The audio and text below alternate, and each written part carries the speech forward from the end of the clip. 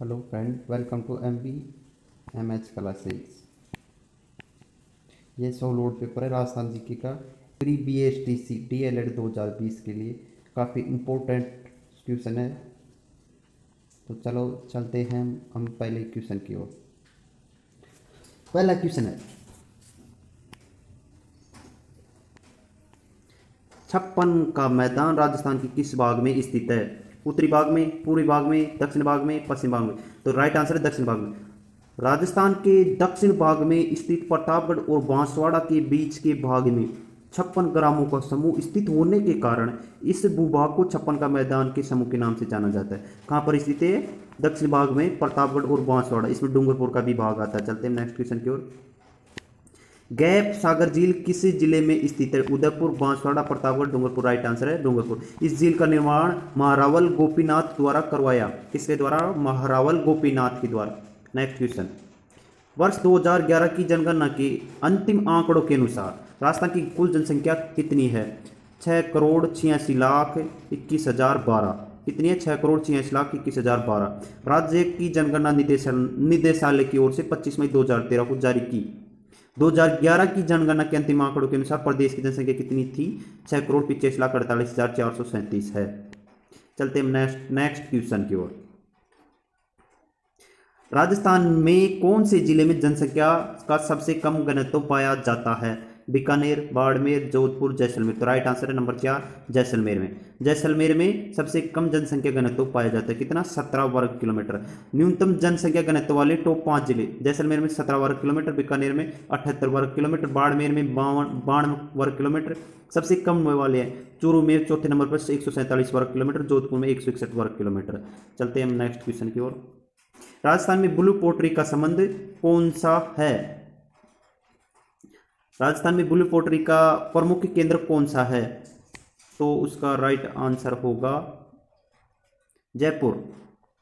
चीनीदार मिट्टी के बर्तनों पर रंगीन और आकर्षक चित्रकारी का नाम ब्लू पोट्री। आपके मन में जरूर सवाल है कि ब्लू पोट्री क्या है। तो चीनीदार मिट्टी के बर्तन पर रंगीन और आकर्षक चित्रकारी का नाम क्या है? Blue pottery.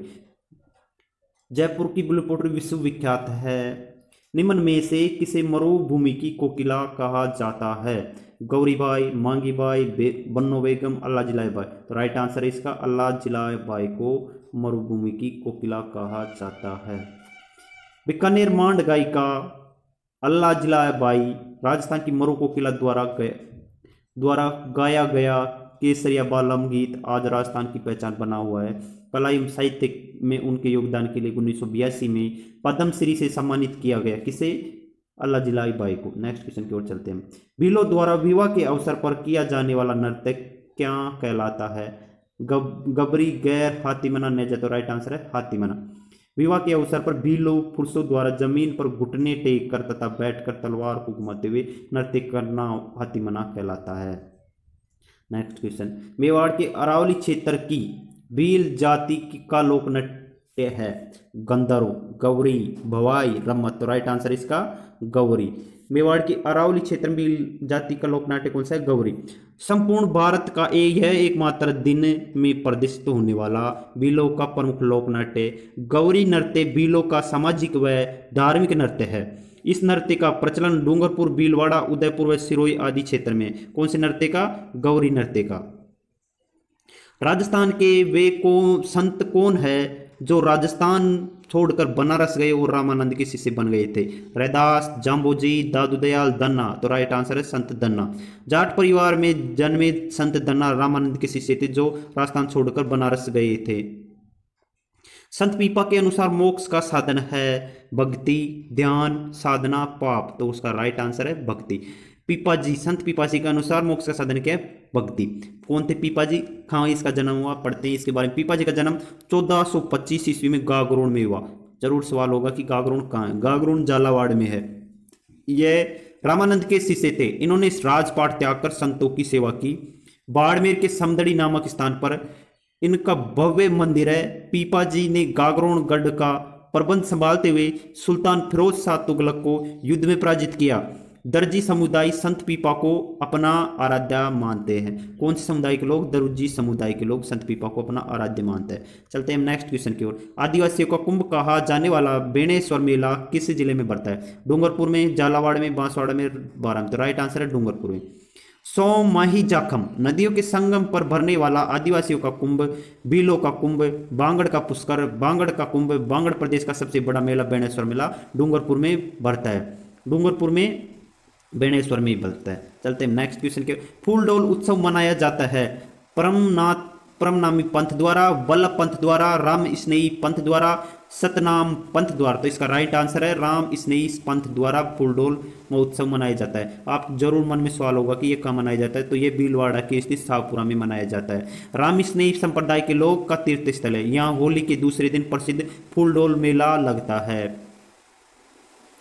गोरबंद आभूषण है किनका? राजस्थानी महिलाओं द्वारा गले में पहनने का, राजस्थानी महिलाओं द्वारा विवाह के समय पहनने वाला विशेष आभूषण ऊंट के गले का है, महिलाओं के हाथ में पहनने का बाजूबंद। तो राइट आंसर क्या है? गोरबंद आभूषण ऊंट के गले में पहनाया जाता है। गोरबंद ऊंट के गले का आभूषण है जो कांच, कोड़िया, मोतियों व मणियों को गूंथकर बनाया जाता है।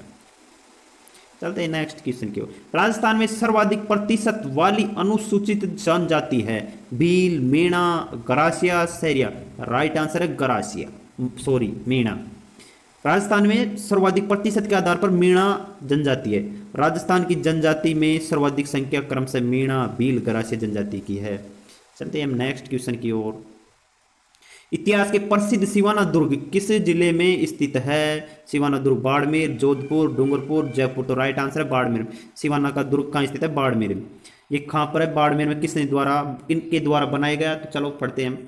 जालोर से 30 किलोमीटर दूर बाड़मेर की सीमा पर स्थित सिवाना में राजा भोजराज के पुत्र श्री वीर नारायण द्वारा विक्रम संवत 1011 में 56 की पहाड़ियों में निर्मित यह दुर्ग अपनी विशालता के कारण प्रसिद्ध है।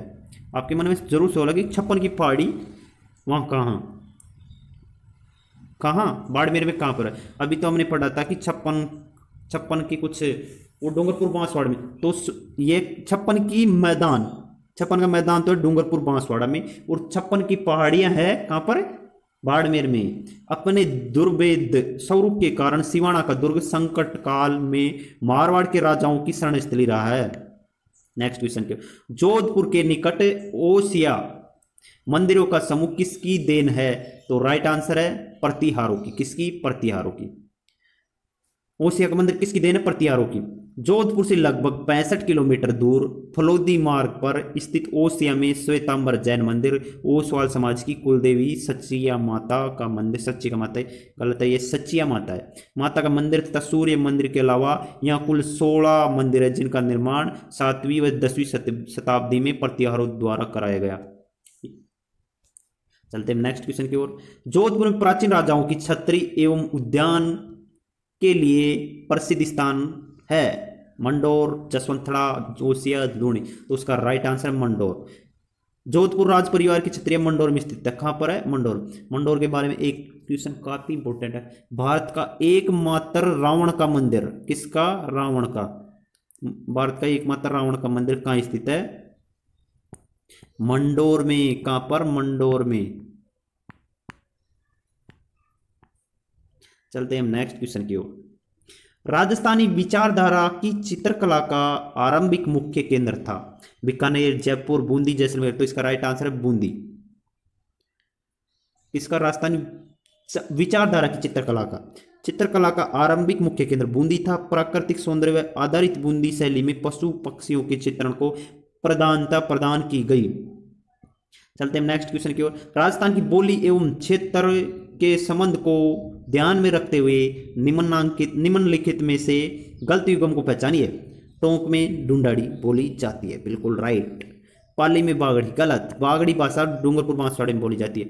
बारा में हाड़ौती, कोटा बूंदी बारा में हाड़ौती भाषा बोली जाती है। करौली में मेवाती, करौली डांग क्षेत्र में मेवाती भाषा बोली जाती है। देखो बागड़ी बोली डूंगरपुर एवं बांसवाड़ा जिलों में बोली जाने वाली इस बोली को बीली या बीलो की बोली भी कहा जाता है। Next question.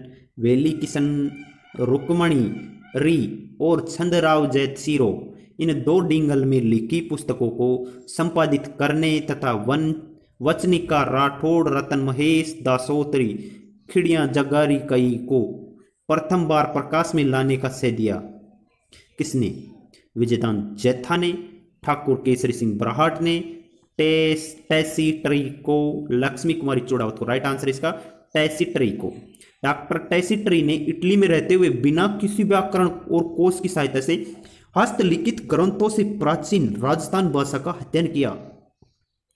चलते हैं नेक्स्ट क्वेश्चन। कानड़ दे प्रबंध का रचयिता कौन है? कौन है? नयनसुख रामभट्ट, पद्मनाभ, हेम कवि। तो राइट आंसर है पद्मनाभ। कानड़ दे प्रबंध का रचयिता कौन है? पद्मनाभ। कौन है पद्मनाभ? देखते हैं, पढ़ते इसके बारे में। जालोर के चौहान अखैराज के आश्रित ने कानड़ दे प्रबंध नामक ग्रंथ की रचना की। वीर रस प्रदान इस रचना को राजस्थानी महाकाव्य कहा जाता है। इस ग्रंथ में कानड़ दे और अलाउद्दीन खिलजी के युद्धों का चौपाई, दोहा आदि से युक्त रोचक वर्णन मिलता है। नेक्स्ट क्वेश्चन काफी महत्वपूर्ण क्वेश्चन है और काफी इजी भी, मोस्ट कर लो इसको। हमारे राजस्थान की प्रथम निर्वाचित लोकतांत्रिक सरकार का गठन हुआ 26 जनवरी 52 को, 2 फरवरी 1952 को, 3 मार्च 1952 को, 15 मार्च 1953। तो राइट आंसर 3 मार्च 1952 को। टीकाराम पालीवाल। कौन? टीकाराम पालीवाल राजस्थान के प्रथम निर्वाचित मुख्यमंत्री थे। कहाँ के थे? दौसा जिले के महुआ तहसील के थे।